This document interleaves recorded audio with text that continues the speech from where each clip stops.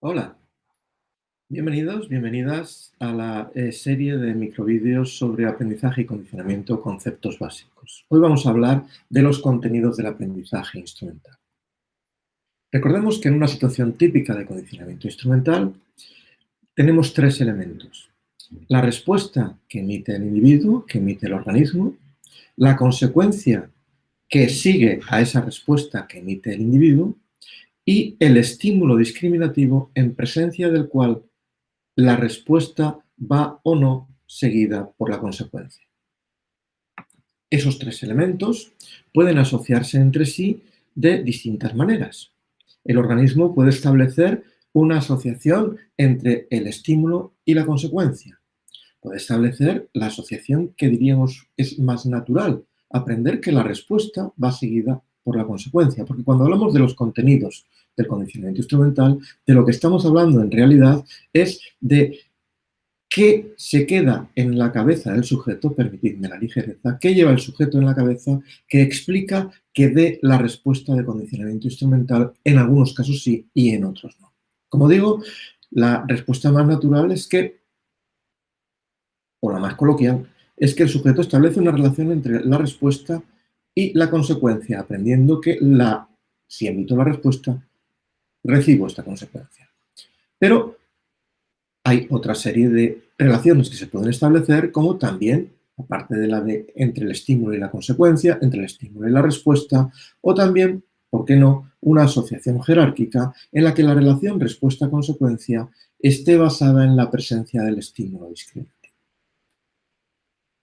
¿Cuál de estas asociaciones regula el condicionamiento instrumental? O, de otra manera, en una situación de condicionamiento instrumental, ¿qué es lo que aprende el sujeto? Bueno, pues la primera aproximación a este problema se realizó desde Thorndike a los finales del siglo XIX, principios del siglo XX, en los inicios del estudio del condicionamiento instrumental, considerando que de las varias respuestas realizadas en la misma situación, aquellas que van acompañadas o inmediatamente seguidas por la satisfacción del animal se conectarán más fácilmente con la situación, manteniendo lo demás constante. Es lo que se conoce como ley del efecto de Thorndike. De acuerdo con esta ley, se asume que el sujeto aprende a responder, a emitir la respuesta instrumental en presencia del estímulo discriminativo. Y hay maneras de comprobar esto que trascienden el objetivo de estos vídeos, pero os puedo asegurar que efectivamente se ha demostrado en algunos experimentos que tanto animales no humanos como animales humanos establecen asociación entre el estímulo y la respuesta en una situación de condicionamiento instrumental. ¿Qué otra posibilidad tenemos?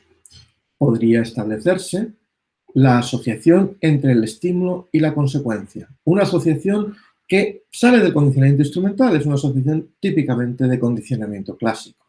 ¿Cómo se ha demostrado, y aquí sí voy a ser un poquito más profundo en la explicación, cómo se ha demostrado que el organismo establece esa asociación entre el estímulo y la consecuencia?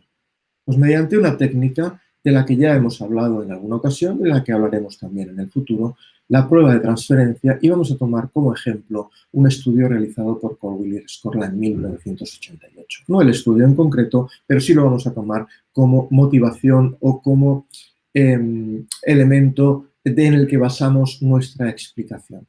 Imaginaos la siguiente situación. Tenemos un grupo de ratas dentro de una caja de Skinner, dentro de una caja de condicionamiento operante y tenemos 4 respuestas posibles. Pues pongamos que sean presionar una palanca,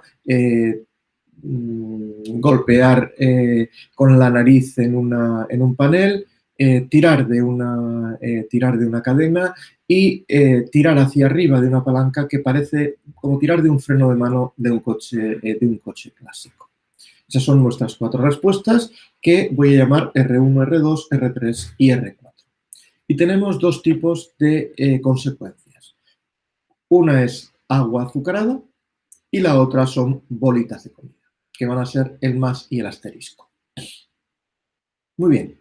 Imaginaos que la respuesta 1 la entrenamos para que cuando el sujeto de la respuesta 1, cuando la rata de la respuesta 1 obtenga la consecuencia más y cuando de la respuesta 2 obtenga la consecuencia asterisco.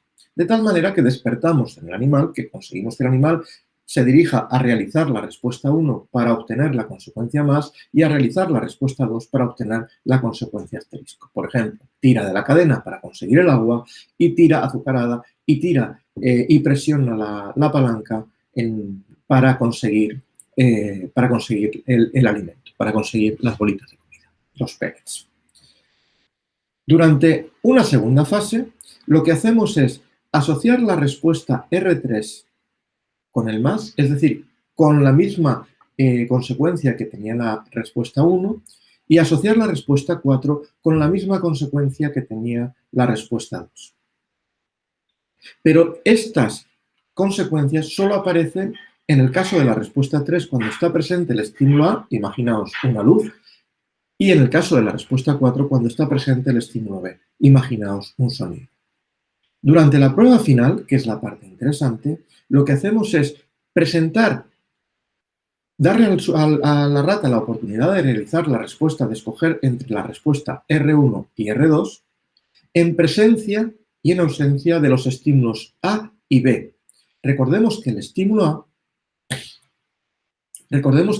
A no se había presentado con relación con la respuesta R1 y R2, ni el estímulo B. Pero el estímulo A había ido seguido por el más cuando lo entrenábamos con la respuesta R3 y el estímulo B había ido seguido por el asterisco cuando lo presentábamos en la situación en la que el sujeto daba la respuesta R4. Si durante esta fase 2, que es la parte que estamos estudiando, el estímulo A se ha asociado con el más y el estímulo B se ha asociado con el asterisco, lo que significaría que se ha establecido una asociación estímulo-consecuencia en el condicionamiento instrumental, entonces las ratas escogerían más la respuesta R1 en presencia del estímulo A, puesto que comparte consecuencias con el estímulo A, y la respuesta R2 en presencia del estímulo B, puesto que R2 comparte consecuencias con el estímulo B.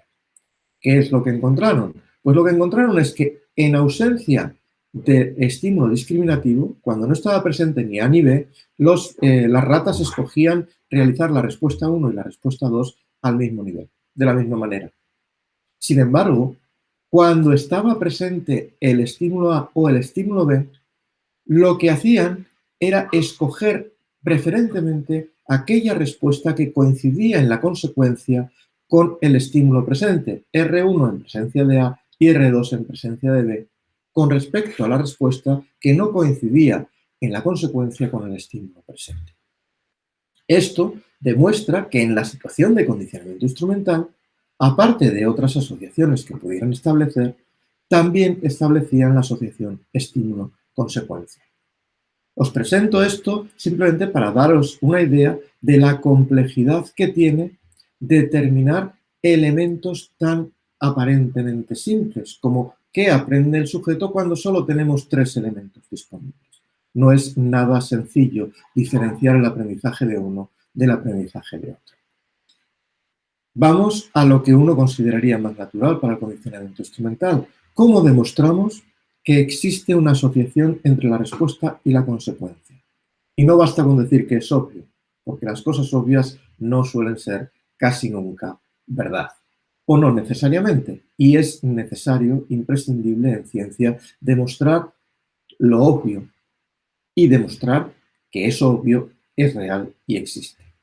¿Cómo lo consiguieron otra vez Ruth Colville y Robert Rescorla? Pues lo que hicieron fue aplicar una técnica que se conoce como devaluación del reforzador.